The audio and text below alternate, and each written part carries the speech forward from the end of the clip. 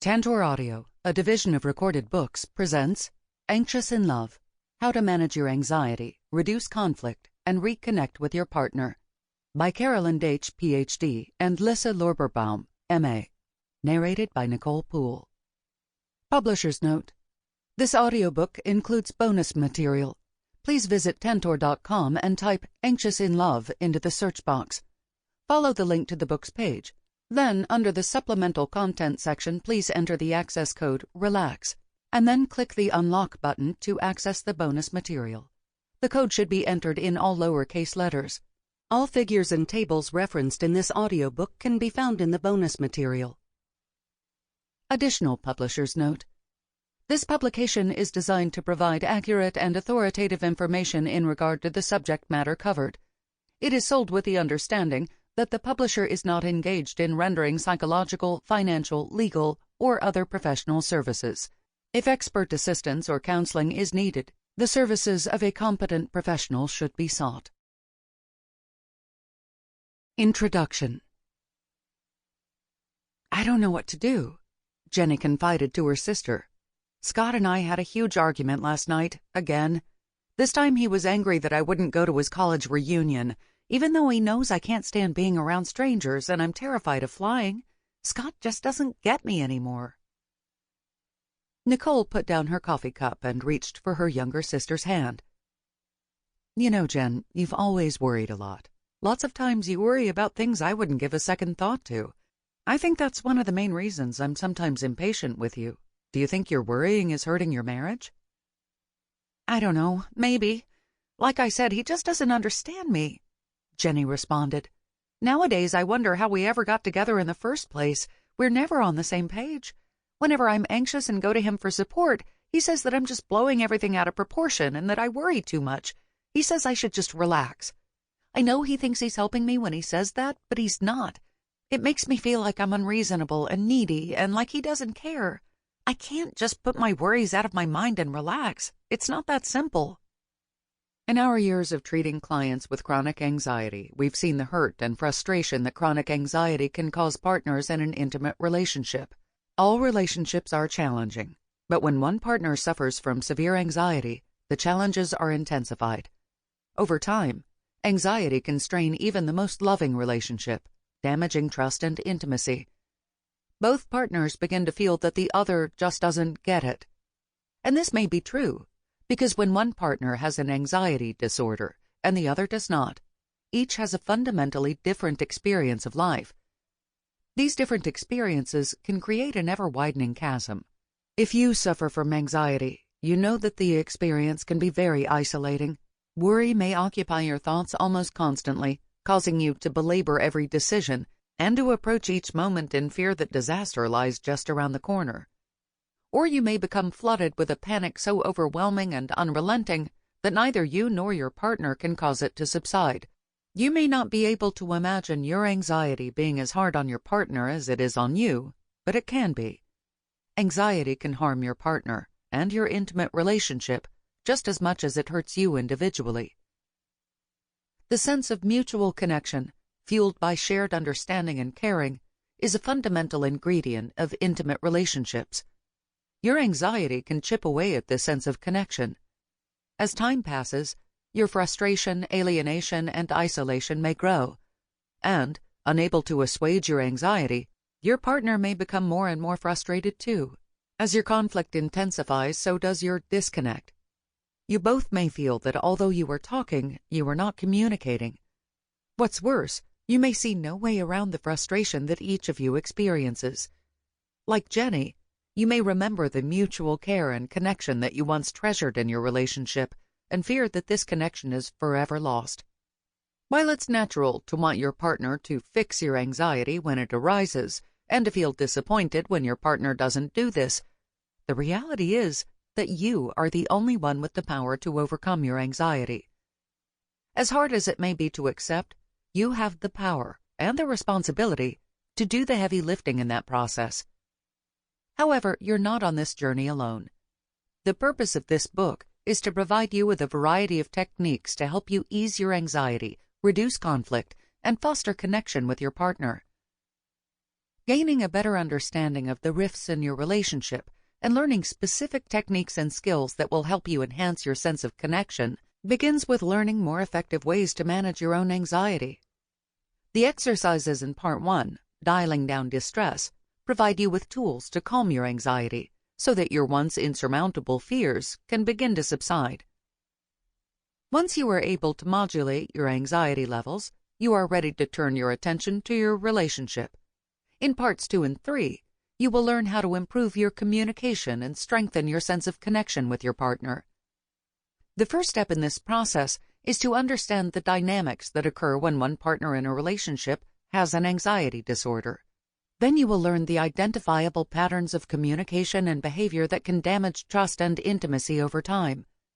Parts 2 and 3 provide you with tools to break these patterns and create new ways of interacting that will foster the deep connection and the bond you both desire. How to use this book. This book is written primarily for you, the partner who suffers from anxiety. Each chapter offers you insight about anxiety and concrete tools to help you manage it. Because the chapters and techniques build on one another, you'll get the most from the book by listening to the chapters sequentially. And because you are not simply listening to a book, but are also engaging in a process of healing and change, you need to take enough time with each chapter to become comfortable with the exercises and the new skills you gain from them. It's not to your advantage to whiz through this book at breakneck speed. Obviously, then, it's important to practice the techniques in each chapter, even if they don't come naturally at first. Learning these techniques is a bit like learning the guitar. You don't learn all the chords in one day. You learn one chord at a time, gaining skill over time through repeated practice. So rather than just try each exercise once, practice the techniques in each chapter often. This is how you can build and solidify a repertoire of skills and techniques for permanently reducing your anxiety. After you've listened to the book, keep it handy so that you can refer back to any of the exercises whenever you need a refresher. If you are the non-anxious partner, this book can help you better understand your partner's anxiety and the ways that you can improve the communication patterns in your relationship. Of course, you can gain the most by listening to the entire book.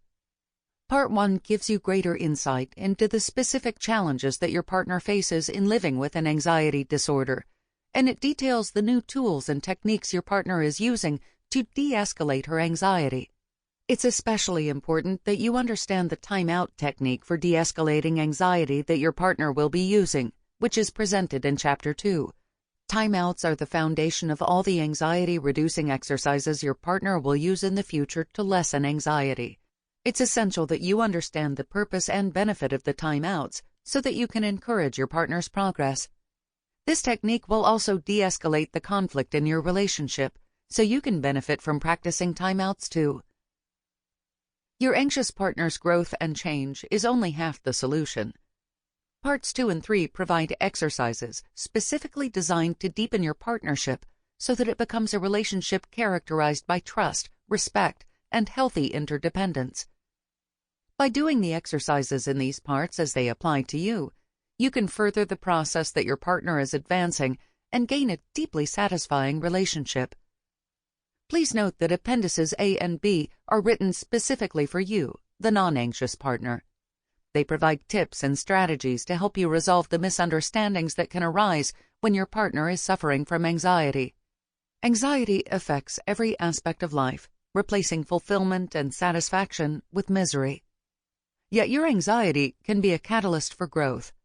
The seeds of change for you and your partnership are contained in this book. It is our hope that as you embark on this journey of recovery and transformation, you are looking forward to freedom from anxiety. The fruits of your labor toward that end are boundless. There is no time like the present to begin. Part 1. Dialing Down Distress.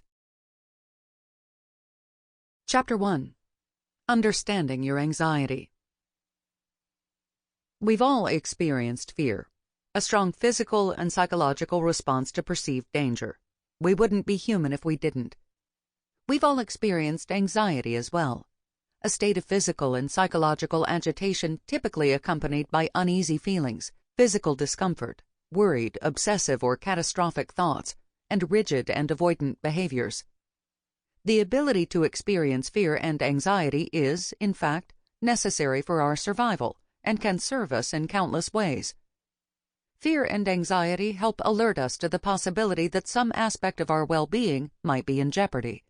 The experience of fear and anxiety then helps mobilize our minds and bodies to determine if a threat is present and helps protect us should a threat exist. For example, the surge of fear you experience as you registered that the car on the road in front of you has stopped abruptly helps your body mobilize to slam on the brakes.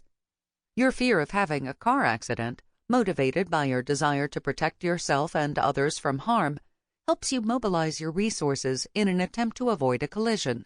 Similarly, the anxiety you experience as you anticipate an upcoming annual review with your supervisor might motivate you to enhance your job performance.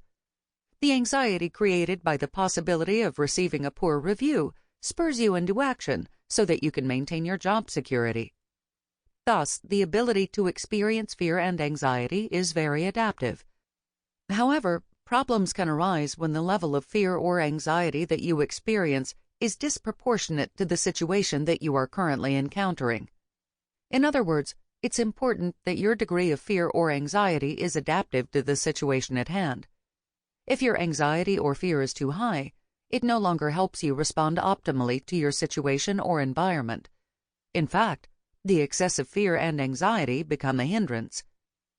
For example, if knowing about an upcoming job performance review causes you to become so flustered with mounting worry during the preceding weeks that your work productivity decreases, then anxiety becomes a hindrance rather than an aid. Or if every time you attempted to drive, you experienced the same surge of fear that once helped you avoid having a car accident, you would certainly find driving so stressful that you would avoid it.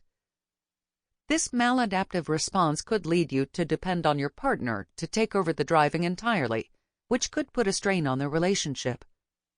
That same degree of fear that can save your life in one moment, when sustained, can greatly impede your life and become maladaptive. So rather than look at anxiety as either good or bad, it's more helpful to ask yourself, does my anxiety interfere with my functioning or satisfaction with my life and my relationship with my partner? Might an objective observer, or even my partner, think that the degree of anxiety I am experiencing is excessive relative to the situation that triggers it? If you answered yes to either or both of these questions, this chapter will help you better identify the types of anxiety that you experience. If you are listening to this book because you suffer from anxiety, it's possible that you have an anxiety disorder.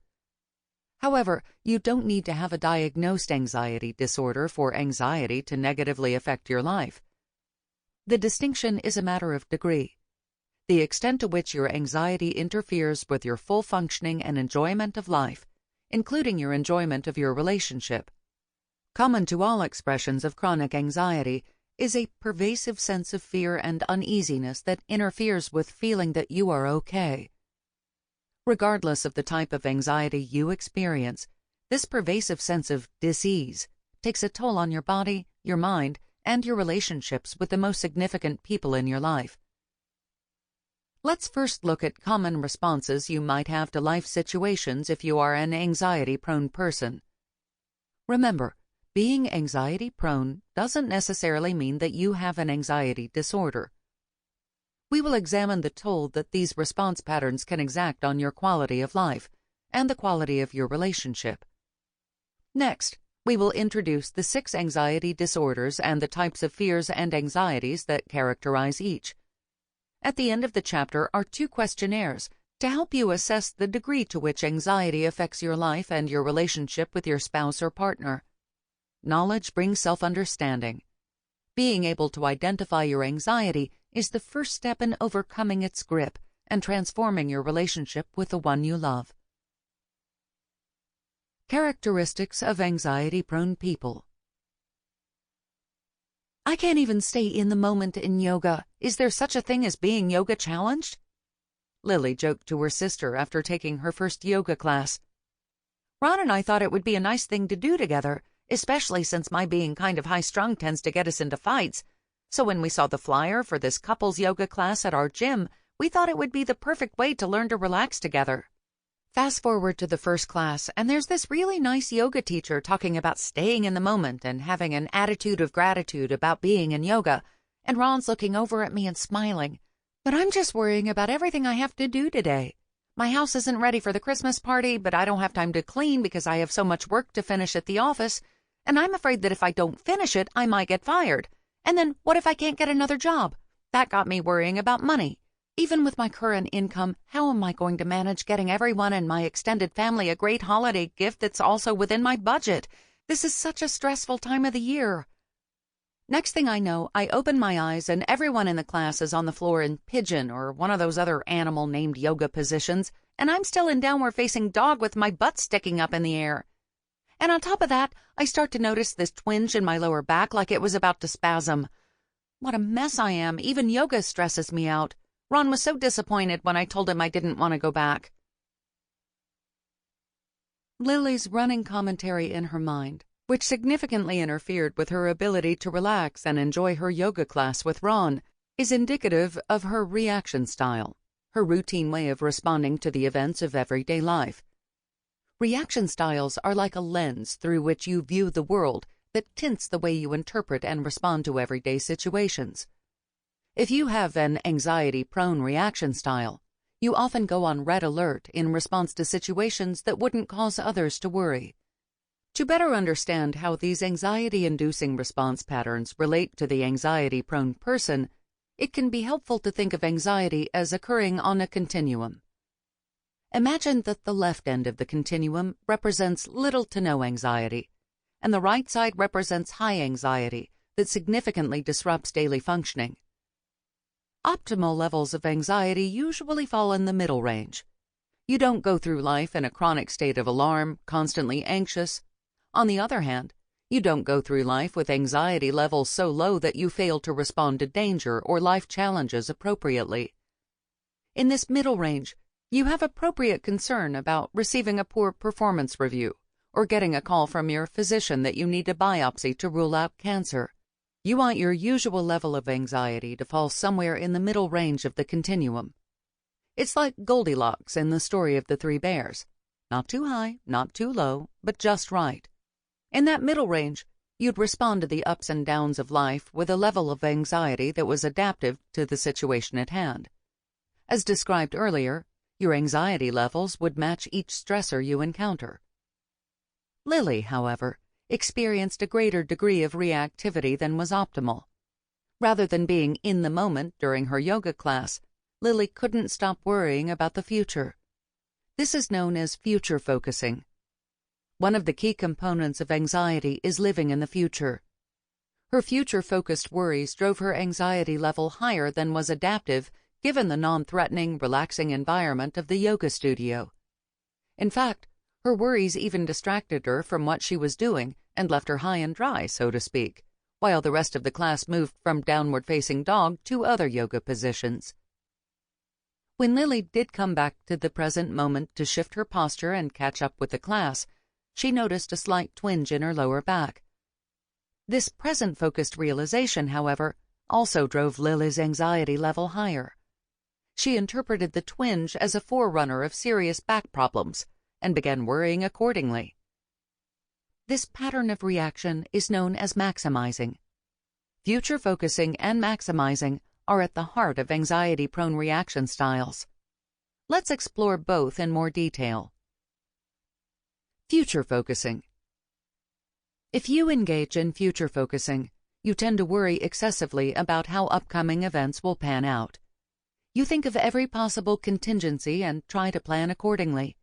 For example, in order to plan a vacation, you need to be future-focused. Yes, it's important to check the weather forecast, think about the activities you will be participating in, and pack with these things in mind. But if you have a future-focused, anxious reaction style, your packing process might be fraught with worry, because you will try to anticipate every possible problem and fret about the fallout if these problems were to occur. Rather than enjoy the anticipation as you envision a relaxing getaway in the Caribbean, you might worry about the possibility of a jellyfish sting or lost luggage. In essence, you spend much of the present looking toward the future with a sense of unease. Maximizing. If you are a maximizer, you have most likely been accused more than once of making mountains out of molehills. Unlike future focusing, maximizing doesn't cause you to worry about what might go wrong in the future. Rather, when you are maximizing, every bump in the road sharply increases your level of anxiety, such as running 5 minutes late to an appointment because you were stuck in traffic, discovering that the roast you were about to cook for dinner has spoiled, or double booking an appointment with a new client. No one enjoys these everyday mishaps, but if you are a maximizer, they cause your anxiety levels to spike and are accompanied by thoughts that these everyday mishaps have catastrophic implications. You find it much more challenging than non-maximizers do to roll with the punches. Invasion of the body scanners, a particular type of maximizing. A discussion of maximizing wouldn't be complete without mentioning body scanning. Some people who have a maximizing reaction style frequently scan their bodies, remaining alert for any sign of illness or physical malady. Your partner or your best friend might dismiss a stomachache as a momentary case of indigestion. However, if you are a maximizer with body scanning tendencies and have a stomachache, you persistently focus on the sensations in your stomach and worry that they are a cause for significant concern. Worries might rush through your mind. I think I might be coming down with a case of the flu. I hope it's not the H1N1 virus. That would be bad. Maybe it's even worse. It could be the start of colitis or maybe even colon cancer. Afraid to let the physical sensations in your stomach leave your conscious awareness, you monitor them for any signs that your condition is getting worse. Unfortunately, this reaction style is insidious. If you are prone to scan your body for indicators of distress, you are likely to notice physical sensations that, for others, would be perceived as insignificant. The physical sensations then spark worry, which increases your levels of tension and anxiety and causes your physical distress to worsen. For example, Lily's anxiety levels spiked when she noticed the twinge in her lower back during her yoga class.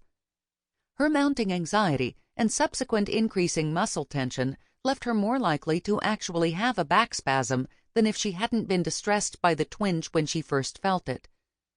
It's as if body scanners are trapped in a real-life twist on the classic sci-fi phenomenon, only now it's invasion of the body scanners. The fallout.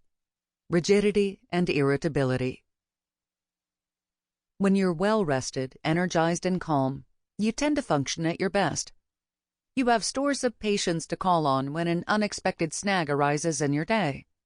You are more likely to remember to be flexible when you make plans or solve problems.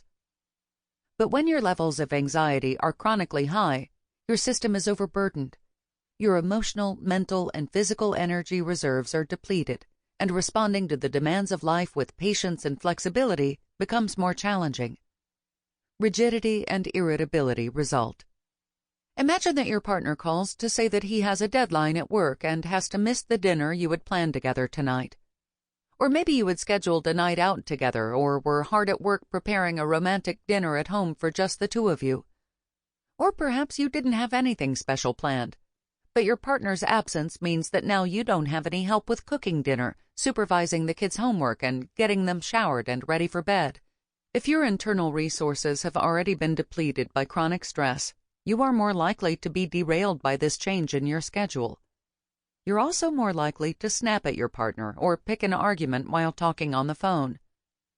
Taking a moment to step back and compassionately assess both your disappointment and your partner's work demands may be more conducive to your relationship, but it's not your typical default reaction. Frequent irritability and rigidity negatively affects your sense of well-being and your interactions with your partner over the long run. As you can see, you don't need to have an anxiety disorder for anxiety to negatively affect your life. Of course, most people with anxiety disorders do display these anxiety-prone response patterns. For instance, maximizing and future focusing are elements of all the anxiety disorders. But as you'll see in the next section, the anxiety disorders are comprised of specific, unique constellations of intense anxiety that can significantly disrupt daily functioning and intimate relationships. All about anxiety disorders. Recognizing and understanding the various anxiety disorders is the first step to healing. The benefit of learning about your specific disorder is that you will discover that you are not going crazy and that you are not alone. Finally, your symptoms will make sense. It can be freeing and reassuring to have the cause of your suffering identified and to learn that there are effective treatments, that many others have struggled with and overcome the same type of fears, and that there are many avenues of help available. Generalized anxiety disorder. If you have generalized anxiety disorder, or GAD, worrying may be your main pastime. A barrage of what-ifs runs through your mind as you go about your day. What if my doctor finds something wrong at my upcoming annual physical? What if I get lost on the way to my friend's cottage? What if my company begins to downsize due to the bad economy and I lose my job? What if my daughter doesn't get a date for the prom? The list can go on and on. Pamela, a bank manager, put it this way. I was at a seminar this morning about diversity in the workplace, and it got me thinking about my GAD.